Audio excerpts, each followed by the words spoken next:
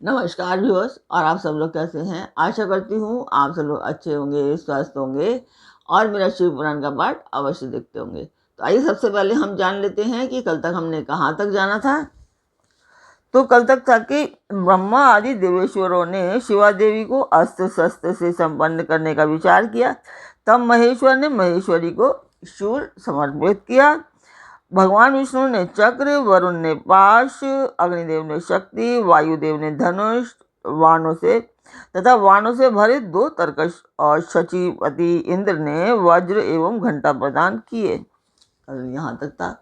अब हम इसके आगे चलेंगे। तो जो नए दर्शक हैं वो जान लें कि ये पाठ में शुभ काज है एक, और मंदिर के लिए कर रही हूँ। तो इसमें आप लोग मेरा सहयोग करें। अपने परिवार एंड मित्रगणों से भी आप लोग सब्सक्राइब एंड शेयर करने के लिए अवश्य कहें। पाठ देखते हुए लाइक करना बिल्कुल ना भूलें। तो जिस मंदिर का मैंने वर्णन किया है उस मंदिर की मैं वीडियो डालती हूँ, आप लोग देखें और मुझे बताएं कि आपको शिव पुराण कैसा लग रहा है।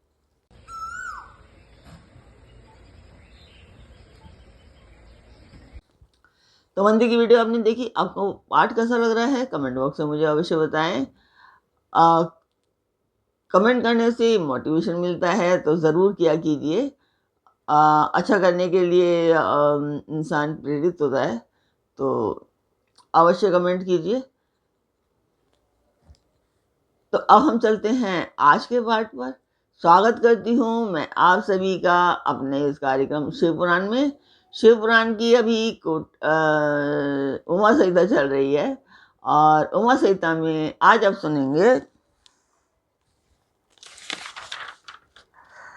कि महालक्ष्मी के रूप में अवतार और उनके द्वारा महिषासुर का वध।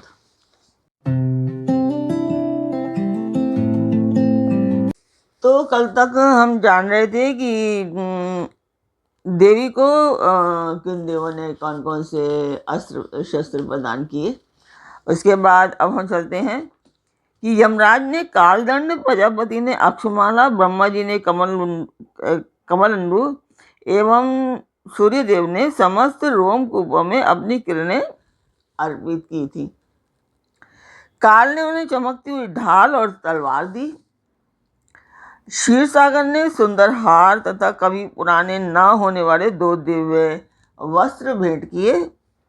साथ ही उन्होंने दिव्य चूड़ामणि, 2 कुंडल, बहुत से कड़े, अर्धचंद्र केयूर, मनोहर नूपुर, गले की हंसुली और सब अंगुलियों में पहनने के लिए रत्नों की बनी अंगूठियां भी दी।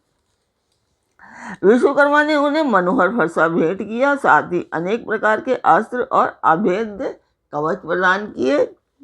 समुद्र ने सदा सुरम्य एवं सरस रहने वाली माला दी और एक कमल का फूल भेंट किया। हिमवान ने सवारी के लिए सिंह तथा आभूषण के लिए नाना प्रकार के रत्न दिए। कुबेर ने उन्हें मधु से भरा पात्र अर्पित किया तथा सर्पों के नेता शेषनाग ने विचित्र रचना कौशल से सुशोभित एक नागाहार भेंट किया, जिसमें नाना प्रकार की सुंदर मणियां गुथी हुई थी। इन सब ने तथा दूसरे देवताओं ने भी आभूषण और अस्त्र शस्त्र देकर देवी का सम्मान किया। तत्पश्चात उन्होंने बारंबार अट्टहास करके उच्च स्वर से गर्जना की। उनके इस भयंकर नाद से संपूर्ण आकाश गूंज उठा। उससे बड़े जोर की प्रतिध्वनि हुई, जिससे तीनों लोकों में हलचल मच गई। चारों समुद्रों ने अपनी मर्यादा छोड़ दी, पृथ्वी डोलने लगी। उस समय महिषासुर से पीड़ित हुए देवताओं ने देवी की जय जयकार की। तदनंतर सब देवताओं ने उन महालक्ष्मी स्वरूपा पराशक्ति जगदम्बा का भक्ति गदगद वाणी द्वारा स्तवन किया। संपूर्ण त्रिलोकी को शोभग्रस्त देखकर देववारी दैत्य अपनी समस्त सेना को लेकर कवच आदि से सुसज्जित कर हाथों में हथियार ले सहसा उठ खड़े हुए। रोष से भरा हुआ महिषासुर भी उस शब्द की ओर लक्ष्य करके दौड़ा और आगे पहुंचकर उसने देवी को देखा, जो अपनी प्रभा से तीनों लोगों को प्रकाशित कर रही थी। इस समय महिषासुर के द्वारा पालित करोड़ों शस्त्रधारी महावीर वहां आ गए। चिक्षुर, चामर, उदर्ग, कराल, उद्दत, वाष्कल, ताम्र, उग्रास्य, उग्रवीर्य, विडाल, अंधक, दुर्धर, दुर्मुख, त्रिनेत्र और महाहनु, ये तथा अन्य बहुत से युद्ध कुशल शूरवीर सम्रांगण में देवी के साथ युद्ध करने लगे। वे सब के सब अस्त्र शस्त्रों की विद्या में पारंगत थे। इस प्रकार देवी और दैत्यगण दोनों परस्पर जूझने लगे। उनका यह भीषण समय मारकाट में बीतने लगा। इस तरह भयानक युद्ध होने के बाद महिषासुर देवी के साथ माया युद्ध करने लगा। तब देवी ने कहा, रे मूढ़, तेरी बुद्धि मारी गई है, तू व्यर्थ हट क्यों करता है? तीनों लोकों में कोई भी असुर युद्ध में और मेरे सामने नहीं टिक सकते। यों कहकर सर्व कलामयी देवी कूदकर महिषासुर पर चढ़ गई और अपने पैर से उसे दबाकर उन्होंने भयंकर शूल से उसके कंठ में आघात किया। उनके पैर से दबा होने पर भी महिषासुर अपने मुख से दूसरे रूप में बाहर निकलने लगा।